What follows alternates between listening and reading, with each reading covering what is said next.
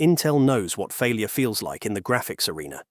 Its past attempts to take on AMD and Nvidia have left behind a trail of disappointment, from a cancelled GPU project in 2010 to a rocky product launch in 2022.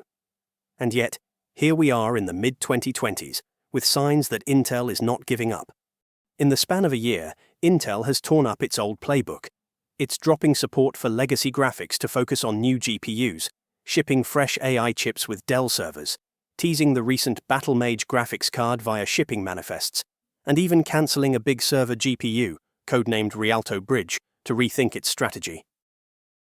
All this raises the big question: can Intel, after stumbling so many times, finally learn from those failures and mount a comeback against AMD and NVIDIA? This isn't just about specs on paper. It's about focus, execution, and trust, built with gamers and developers over the next few critical years.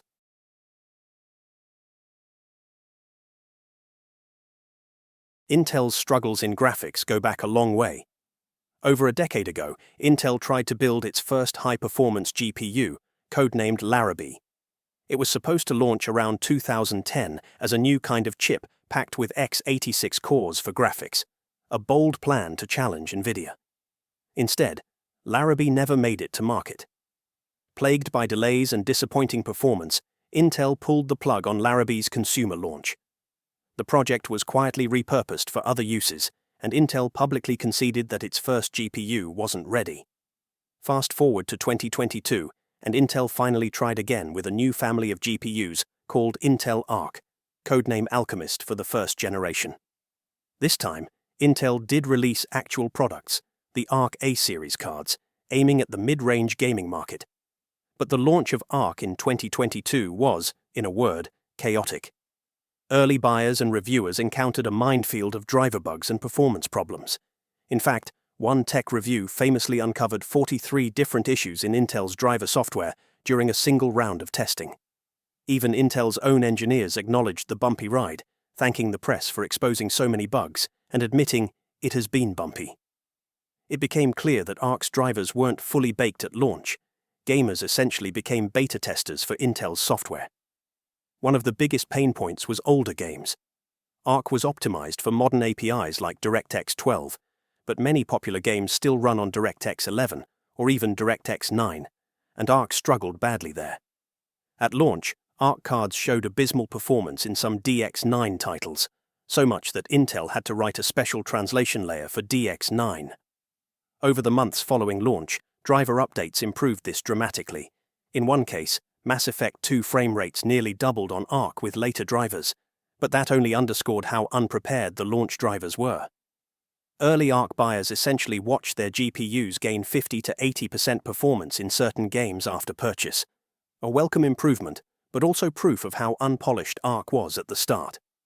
Another issue: trust. Gamers and hardware enthusiasts were excited by the idea of a third player in the GPU market, but Arc's launch dented their confidence. Retail availability was scarce at first. Arc A770 and A750 cards only trickled out in limited regions, and behind the scenes, at least one board partner reportedly quit on Arc early on due to quality concerns.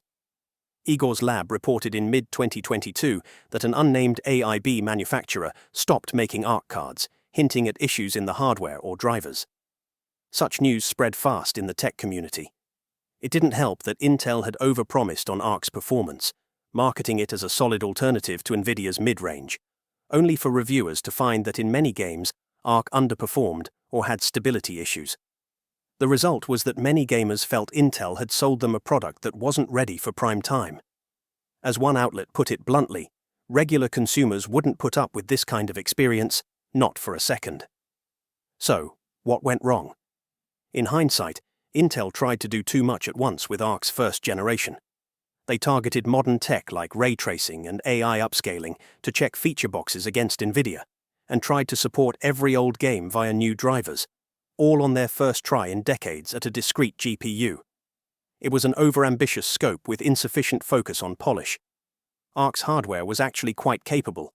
Many noted the silicon itself had potential, but the software support wasn't there at launch. Intel was effectively learning to walk while already trying to run. Gamers who bought ARC cards felt like beta testers for Intel's grand GPU experiment, and that trust, once broken, is hard to win back.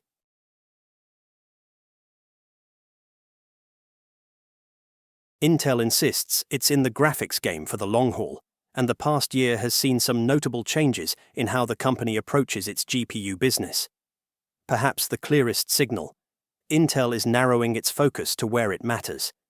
In 2025, Intel announced that it would move all its older integrated graphics into legacy support, effectively freezing updates for those in favor of dedicating resources to ARC and its successors. Concretely, this means the built-in GPUs in 11th, 12th, 13th, and 14th Gen Core chips and older Iris Xe graphics will no longer get game-specific driver optimizations, only occasional security fixes. Intel bluntly drew a line. The only GPUs getting game-on driver attention now are Arc Alchemist and the recent Battlemage. This was a controversial move. After all, some of those integrated GPUs are just a couple of years old. But it underscores Intel's new priority. They don't want a repeat of being jack of all trades, master of none. They want their finite engineering talent concentrated on making their discrete GPUs successful, even at the cost of sidelining older products. And there are signs this focus is paying off in terms of driver maturity. Throughout late 2022 and 2023, Intel rolled out frequent ARC driver updates that steadily sanded down the rough edges. By 2023's end, ARC GPUs like the A750 and A770 had improved so much that tech reviewers started to change their tone, from "avoid these too many issues" to "surprisingly decent value now." In the approximately $250 price bracket, an ARC A770 or A750 became a viable pick for gamers on a budget, whereas a year prior it would have been a risky bet. In fact, some publications began recommending Intel Arc as the best budget GPU if you wanted solid 1080p performance for the money. The hardware hadn't changed, but the drivers had caught up enough that Arc could finally stretch its legs. Intel even delivered some pleasant surprises via software, like an update that boosted DirectX 11 game performance by as much as 30% in certain titles. The message: Arc is no longer a joke in the $200 to $300 range. It's a real product, with real ongoing support, not something Intel plans to abandon. Indeed, Intel has publicly stated that Arc isn't going anywhere despite rumors, reiterating commitment to the roadmap. On the technology front, Intel is doubling down on features that enhance gaming fluidity and future-proofing, rather than chasing sheer FPS numbers. A flagship example is XeSS, Intel's answer to NVIDIA DLSS, an AI upscaling technology that lets a game render at lower resolution and then upscales it for higher performance without much loss in quality. XeSS launched alongside Arc, and while it hasn't been as widely adopted as NVIDIA's solution, Intel has kept improving it. Notably, Intel made XeSS relatively open. It isn't locked to Arc GPUs. Even players with competitor cards, like older GeForce GTX/RTX models, can theoretically use XeSS, which is something NVIDIA wouldn't dream of with DLSS. In fact, the latest XeSS 2.0 supports frame generation and can run on non-Intel GPUs that meet a certain spec. This is a subtle but important point. Intel seems to be positioning itself as the more open, inclusive graphics company, willing to let its tech work on any hardware. It's a way to entice developers and gamers by saying, "Use our tech, we don't mind if it's on an RTX or a Radeon." It throws a bone especially to those on older GPUs who can't use NVIDIA's proprietary frame generation. Speaking of frame generation, one of the hottest new features in gaming, Intel has been hinting at something big. NVIDIA's current high-end cards can interpolate extra frames to boost frame rates, DLSS4's frame generation, and AMD just announced its approach, FSR4. Intel appears to be working on its own twist.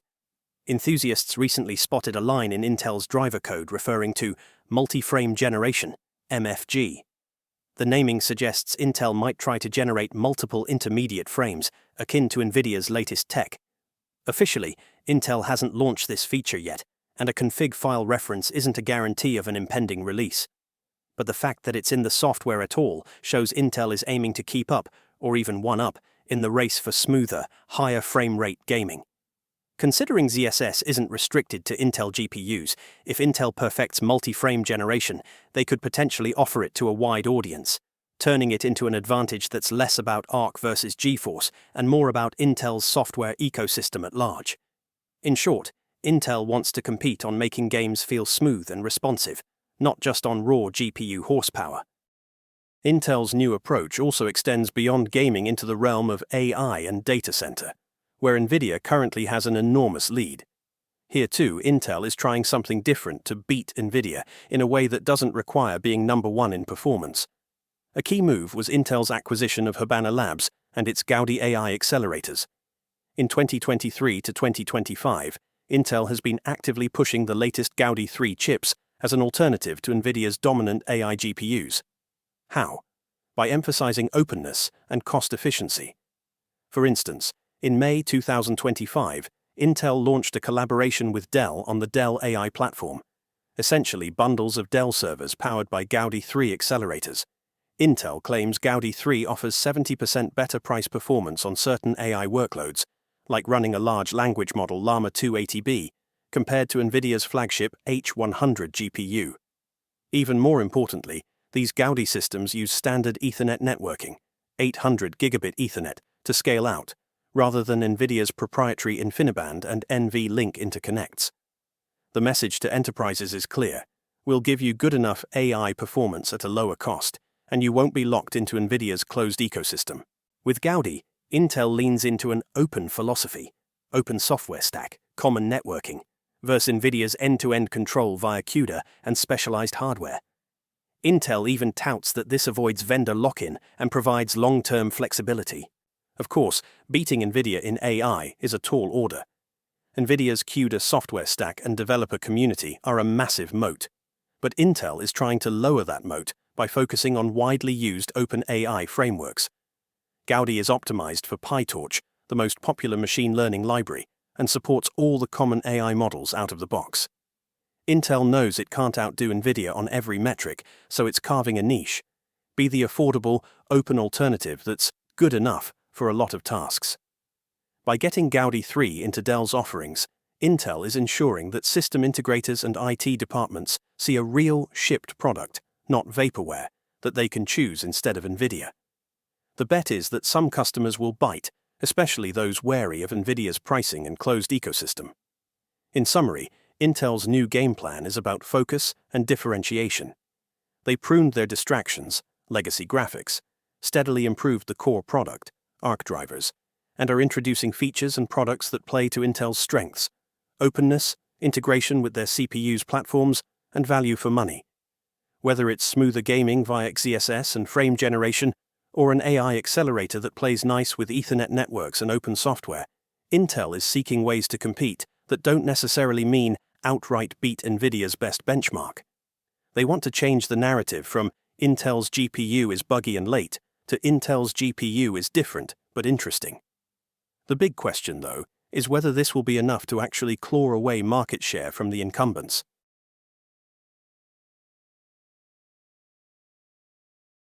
Context: we can finally tackle the titular question on a market-by-market basis. Beat can mean different things in different segments, and it's rarely just about raw performance. Let's break it down. Consumer desktops. This is the classic gaming graphics card market, the Newegg shelves and GPU rankings that enthusiasts pore over. Can Intel beat AMD or NVIDIA here? In the short term, Intel's realistic play is in the mid-range. Don't expect Intel to have a GPU that outguns an RTX 5090 or Radeon RX 9090 XT flagship soon. Instead, Intel can win over PC gamers by offering solid mid-tier cards that deliver per-dollar value and are actually available on shelves, especially if NVIDIA continues to price its XX60 class cards high. Intel's Arc A series already showed flashes of this strategy. The Arc A750 was cheaper than NVIDIA's RTX 3050, while often matching or beating it in performance after driver fixes. Intel also packed those cards with modern features, like AV1 encoding, excellent media engines, high VRAM for the price, to appeal to budget creators and streamers. Intel already offers the B580 in the $250 range, but the real test will be whether higher-tier models can push into the $250 to $300 range with 16GB VRAM and stronger ray tracing. If they also ensure drivers are stable from day one, a big if, they could start to build a niche following among cost-conscious gamers.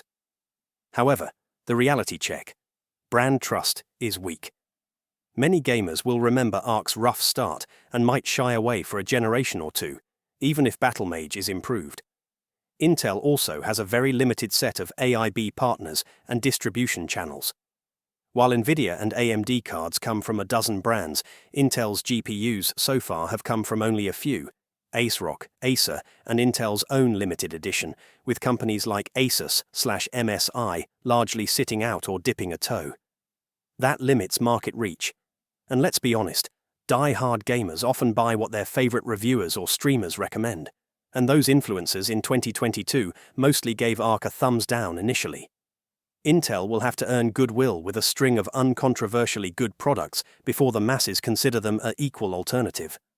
So in desktops, beating AMD Nvidia likely means securing a reliable foothold, say 5 to 10% of the market share for starters, by offering a GPU that nails the basics: decent performance, rock-solid drivers, and availability at MSRP.